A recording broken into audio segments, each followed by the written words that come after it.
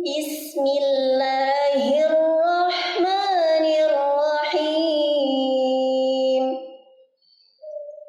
Idzas samaa'u fatarat wa idzal kawakibu intatharat wa idzal biharu fujjirat wa idzal quburu bu'thirat alimat nafsum ma qaddamat wa akharat ya ayyuhal insanu ma gharraka bi rabbikal karim alladzi khalaqaka fasawwaka fa'adalak fi ayyi suratin ma syaa rakkabak kalla bal tukadzibuna biddin wa inna 'alaikum lahafidhin kiraman katibin ya'lamuna ma taf'alun innal abrara lafi na'im wa innal fujjara lafi jahim yaslawnaha yawmaddin wa ma hum 'anha bighaibin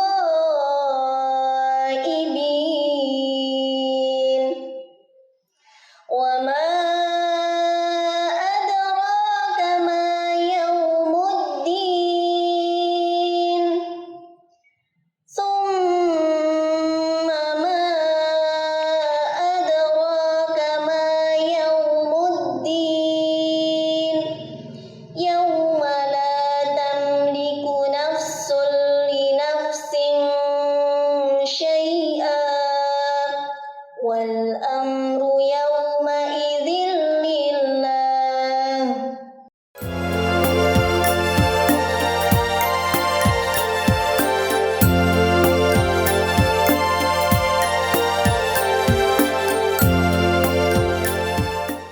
Bismillahirrahmanirrahim.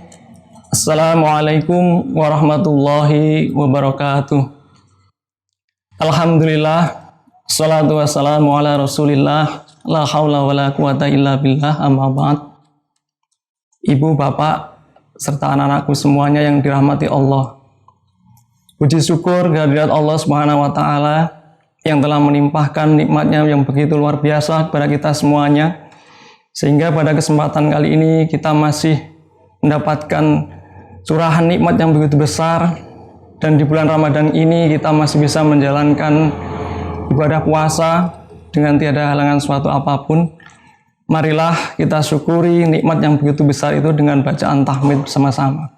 Alhamdulillahirabbil alamin. Sholawat serta salam semoga senantiasa tercurah kepada junjungan kita Nabi Agung Muhammad Sallallahu Alaihi Wasallam. Mudah-mudahan kita semuanya beserta kerabat kita semua kelak mendapatkan syafaat dari beliau di yaumil qiyamah. Amin, Allahumma amin. Ibu, bapak, serta anak-anakku semuanya yang dirahmati Allah, mengawali tema kita pada hari ini, perkenankan saya melantunkan syair lagu yang mungkin di antara bapak ibu dan anak-anakku sekalian sudah ada yang pernah mendengar atau bahkan sudah menghafal syair ini. Kurang lebih bunyinya seperti ini. Sepohon kayu daunnya rimbun, lebat bunganya serta buahnya, walaupun hidup 1000 tahun kalau tak sembahyang apa gunanya, walaupun hidup 1000 tahun kalau tak sembahyang apa gunanya. Baik, lagu ini sudah akrab di telinga kita semuanya. Lagu ini menggambarkan betapa pentingnya arti sebuah ibadah yang kalau kita diberikan usia sampai 1000 tahun pun, kalau kita tidak melaksanakannya, maka usia kita itu tidak ada gunanya. Berkaitan dengan tema kita hari ini, bahwa dari syair lagu tersebut kita akan membahas sedikit tentang pentingnya ibadah sholat dalam kehidupan sehari-hari. Ibu, bapak, dan anak-anakku semuanya yang dirahmati Allah, ibadah sholat sebagaimana kita ketahui sebagai umat Islam adalah rukun Islam yang kedua setelah syahadat. Ketika seorang muslim sudah mengikrarkan syahadat, berarti dia sudah masuk sebagai kategori golongan orang-orang Islam, sebagai seorang muslim. Ketika sudah menjadi seorang muslim, dilanjutkan dengan rukun Islam yang kedua, yaitu sholat. Sholat sebagai wujud penghambaan, bahwa kita benar-benar menjadi seorang muslim yang taat kepada Allah Subhanahu wa Ta'ala. Ibadah sholat ini menjadi penting karena dari sejarah turunnya perintah sholat itu saja, Allah Subhanahu wa Ta'ala tidak melalui perantaraan malaikat Jibril, akan tetapi langsung melalui peristiwa Isra Mi'raj, Allah mengundang langsung Nabi Muhammad SAW untuk datang ke Sidratul Muntaha, dan perintah itu diberikan langsung oleh Allah Subhanahu wa Ta'ala kepada Nabi Muhammad SAW. Dibanding dengan ibadah yang lain, ibadah sholat ini menjadi ibadah yang sangat istimewa. Melihat dari sejarah perintah sholat ini datang. Selanjutnya, ibu dan bapak sekalian yang dirahmati Allah, serta anak-anakku yang berbahagia, pada kesempatan ini kami ingin menyampaikan pentingnya sholat ini bagi kehidupan sehari-hari. Setelah perintah itu datang kepada Nabi Muhammad SAW dan kita sebagai umatnya yang akan meneladani, mengikuti Rasulullah SAW, supaya dalam menjalani kehidupan ini nanti, selama kita ada di dunia ini nanti, kelak menjadi orang-orang yang selamat, sehingga kembali kepada Allah dan mendapatkan surga Allah Subhanahu wa Ta'ala. Mengapa sholat menjadi sangat penting? Yang pertama yang perlu kita perhatikan semuanya adalah hadis Nabi Muhammad SAW yang diriwayatkan oleh Abu Hurairah radhiyallahu an, bahwa amal seorang hamba kelak nanti ketika sudah memasuki hari kiamat, yang pertama kali dihisab adalah sholatnya. Kami ulangi lagi, bahwa amal seorang hamba yang kelak nanti pertama kali dihisab di yaumil kiamah adalah sholatnya. Jika sholatnya baik, maka baiklah seluruh amal kebaikannya, amal ibadahnya. Jika sholatnya rusak, maka rusaklah amal-amal yang lain. Ini artinya ibadah sholat ini diibaratkan adalah wajah dari semua ibadah. Kalau wajah ibadah ini baik, maka yang lain akan mengikuti. Jika wajah ini performanya tidak baik, buruk, rusak, maka amal ibadah yang lain pun juga akan mengikutinya. Diibaratkan kita sebagai seorang manusia saja, bila bertemu dengan sesama kita, ketika kita melihat performance atau penampilan saudara-saudara kita yang ramah, lembut, bersih, mungkin tampan atau cantik, maka itu sudah mewakili penilaian kita terhadap pribadi saudara-saudara kita yang kita temui. Tapi kalau kita bertemu dengan saudara kita yang berperangai kurang baik, kemudian kotor, kemudian sinis, kemudian wajahnya tidak menyiratkan atau tidak menggambarkan sebuah keramahan, maka kita juga bisa menilai bahwa orang tersebut masuk dalam kategori yang kurang baik, dan mengikuti pasti hal-hal yang lain yang bersamanya juga akan kurang baik. Itulah pentingnya ibadah sholat bagi kita. Sehingga Rasulullah SAW berpesan kepada kita semuanya supaya sholat kita ini terus kita jaga, kita perbaiki kualitasnya, karena nanti di yaumil kiamah ibadah inilah nanti yang akan dihisab pertama kali oleh Allah Subhanahu wa taala. Pentingnya sholat yang kedua, ibu dan bapak serta anakku semua yang berbahagia, sholat ini adalah ibadah yang bisa mencegah kita dari berbuat keji dan mungkar. Inna sholata tanha anil fahsya'i wal mungkar. Sesungguhnya sholat ini bisa mencegah kita dari berbuat keji dan mungkar. Ibu dan bapak, kita semuanya pasti menyadari sebagai manusia pasti memiliki kesalahan, mempunyai dosa, mempunyai hal-hal yang sisi yang kurang baik dalam diri kita. Nah, kita butuh sebuah media supaya kita bisa terjaga agar hal-hal tersebut bisa kita minimalisir dalam kehidupan kita. Karena itulah Allah memerintahkan kepada kita semuanya supaya kita melakukan sholat, menjaga sholat kita, supaya hal-hal seperti itu bisa kita hindari.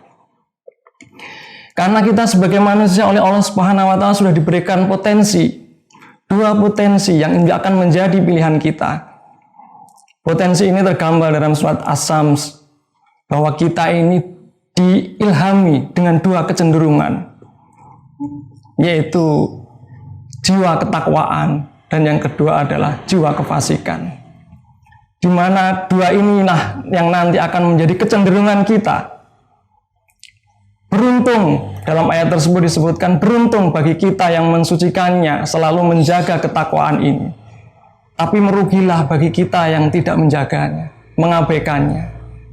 Karena itu bagaimana supaya kita menjadi orang yang beruntung, mensucikan jiwa kita, jiwa ketakwaan yang sudah diilhamkan Allah kepada kita semuanya. Allah memberikan tuntunan, lakukanlah sholat, kerjakanlah sholat. Inilah nanti akan terus mengasah jiwa kita, supaya selalu muncul alarm yang ada dalam diri kita. Alarm yang terus akan mencegah kita bahwa ketika kita akan melakukan perbuatan yang tidak baik, bahkan keji atau mungkar, pasti akan muncul alarm dalam diri kita. Jangan lakukan. Nah, ini bisa muncul seperti itu. Perasaan seperti ini, alarm yang ada dalam hati kita ini muncul. Kalau ini selalu kita asah. Tapi kalau itu sudah tidak muncul dalam hati kita, sudah tidak berbunyi, sudah tidak mengingatkan kita sudah terbiasa berbuat fasik, kita terbiasa berbuat dosa, sedangkan tidak muncul perasaan itu, maka itu artinya kita berada dalam kerugian. Nah, untuk mengasah alarm yang ada dalam hati kita ini, maka Allah memberikan tuntunan, perintah kepada kita semuanya untuk terus mengerjakan sholat sepanjang hidup kita. Bahkan pentingnya sholat ini tergambar perintah Allah. Sholat ini harus dilaksanakan setiap hari, dalam keadaan apapun, bahkan ketika sakit pun kita tetap diperintahkan untuk melaksanakan sholat. Tidak kuat berdiri, kerjakan dengan duduk. Tidak kuat duduk, kerjakan dengan berbaring. Bahkan sampai ketika kita meninggal pun kita masih tetap harus menjaga sholat kita dengan disolatkan oleh para takzin yang mengiringi jenazah kita, yang mengurus jenazah kita. Nah, inilah pentingnya sholat bagi kehidupan kita sehari-hari. Pentingnya sholat yang ketiga adalah bahwa sholat ini akan menjadi penolong kita sebagai orang muslim. Kita sebagai manusia pasti butuh pertolongan, terutama sekali butuh pertolongan dari Allah Subhanahu wa taala. Dalam firman-Nya Allah berfirman, "Wasta'inu bis-sabri was-shalah." Dan mintalah tolong kepadaku dengan sabar dan sholat. Dengan sabar dan sholat ini diharapkan kita terus bermunajat kepada Allah, menjadi hamba yang selalu butuh dengan Allah. Karena Allah lah satu-satunya penolong yang terbaik bagi kehidupan kita, supaya selamat di dunia dan di akhirat. Ibu dan bapak serta anak-anakku sekalian yang dirahmati Allah, mungkin inilah yang bisa kami sampaikan tentang pentingnya sholat bagi kita umat Islam. Jagalah sholat kita, supaya nanti kita ketika menghadap Allah Subhanahu wa taala, performa ibadah kita sudah terwakili dengan bagusnya sholat kita, dengan baiknya sholat kita, sehingga amalan-amalan ibadah yang lain menjadi baik karena sholat kita juga baik. Cukup sekian yang bisa kami sampaikan, kurang lebihnya mohon maaf. Billahi taufik wal hidayah. Assalamualaikum warahmatullahi wabarakatuh.